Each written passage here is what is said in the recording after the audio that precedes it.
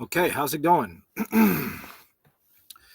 So let me start out by telling you who I am, what my credentials are. My name is Vincent. I started studying the Yoga Sutras about 15 years ago. About 4 years ago, I took about 12 months to study and translate the Yoga Sutras, which is Sankhya philosophy. And if you didn't know, the Buddha himself studied Sankhya philosophy.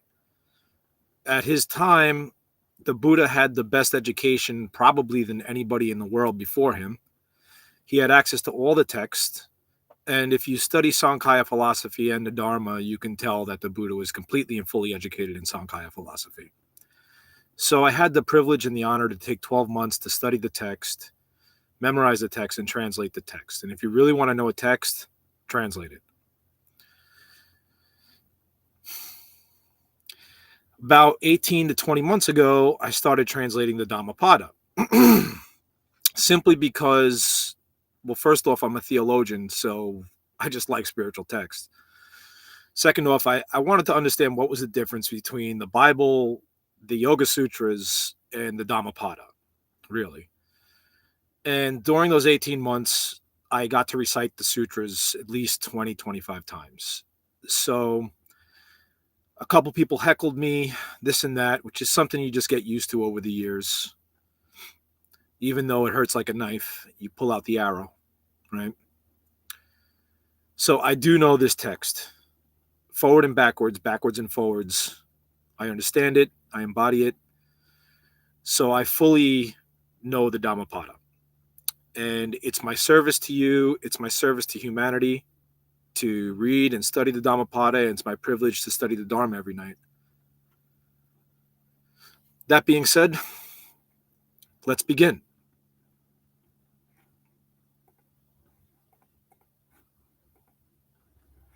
So this is my translation of the Dhammapada.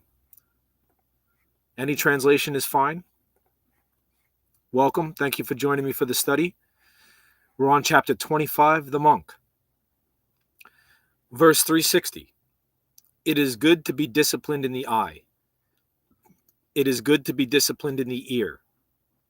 It is good to be disciplined in the nose. It is good to be disciplined in the tongue. It is good to be disciplined in the touch.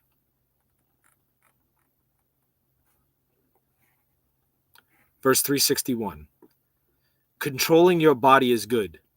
Controlling what you say is good. Controlling your thoughts is good. Controlling the senses is good. A master is controlled and calm. He is freed from all suffering. Verse 362. He who controls his hands, controls his feet, controls his speech, who has complete control over himself, enjoys insight development practice and is calm, who stays alone and is content, is called a monk.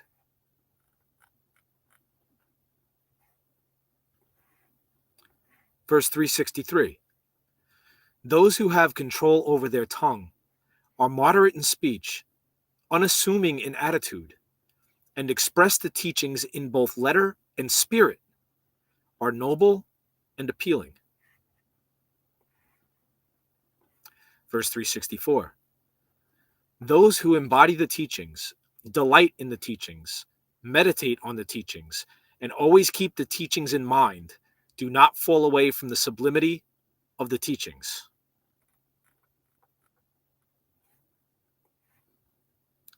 Verse 365. Someone should not despise what they have received, nor envy what others have gained. Someone who envies others cannot attain concentration, samadhi. Verse 366. Someone who does not despise what they have been given, even though it is a little, who is pure in livelihood and vigilant in effort, is loved by God. The second translation is loved by the devas. Verse 367.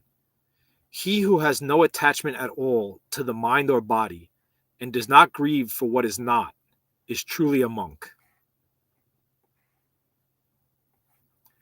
Verse 368. The monk who lives in universal love and is wholeheartedly devoted to the spiritual teachings attains the peace of nirvana and the bliss of no more suffering.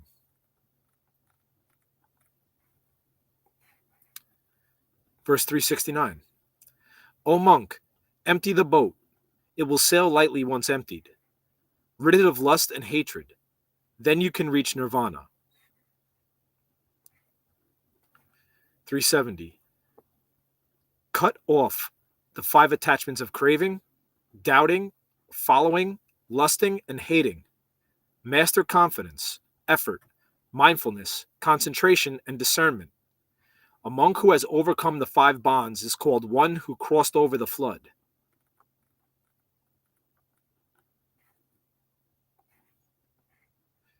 Verse 371. Meditate, O monk. Do not be without caution. Do not let your mind whirl around sensual pleasures. Do not swallow a red-hot lump of iron, or you will cry out in pain when you realize you are in hell. I love this text. Verse 372. There is no meditative concentration for him who lacks insight, and no insight for him who lacks meditative concentration. Someone in whom are found both meditative concentration and insight is close to nirvana.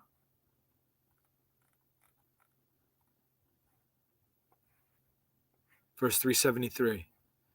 Someone who has retired to a solitary place and calmed their feverish mind, who completely understands the Dharma, experiences an ecstasy not known by ordinary mortals. Verse 374. When someone sees with insight the rise and fall of the 5 aggregates, which are form, sensation, perception, mental activity, and consciousness, they experience joy and rapture. This means they have reached deathlessness. That's one of the reasons why I love the Dhammapada. He talks about deathlessness. If you guys have questions and I can answer them, I will. Guarding the senses, even-mindedness, and discipline form the basis of the holy life for a wise monk, according to Buddha. So here you see Buddha says guarding the senses, even-mindedness, and discipline. He doesn't say being disrespectful. He doesn't say poking fun of people, making fun of people. He doesn't say judging people for their appearance, for their race. He says guarding the senses, even-mindedness, and discipline form the basis of the holy life for a wise monk, according to Buddha. Hello, guys. Thank you so much for joining me for this study. Verse 376. Associate with those who are noble, energetic, and pure. Be courteous and of pleasant behavior. Live efficiently. Through this, you will acquire a vast quantum of ecstasy, leading you to the end of suffering. I guess your metta has to gain some momentum. 377. Just as the plant sheds its withered flowers, you must completely shed your lust and hatred.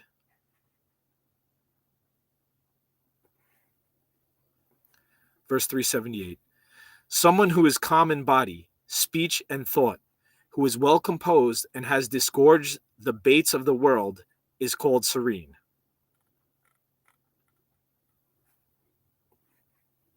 Verse 379. You must censor and examine yourself. Someone who is alert and mindful will live in peace.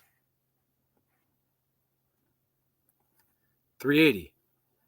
You are your own protector. You are your own refuge. Therefore, you should exert discipline over yourself as a rider controls the horse.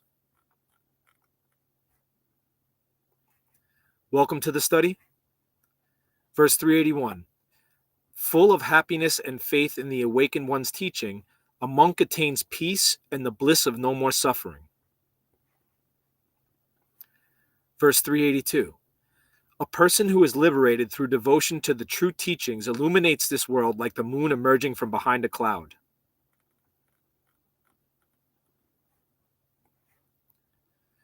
That's it for chapter 25. If you guys want me to do 2 chapters a night, because 1 chapter goes really fast, please leave so in the comments. Thank you so much for joining me for the study.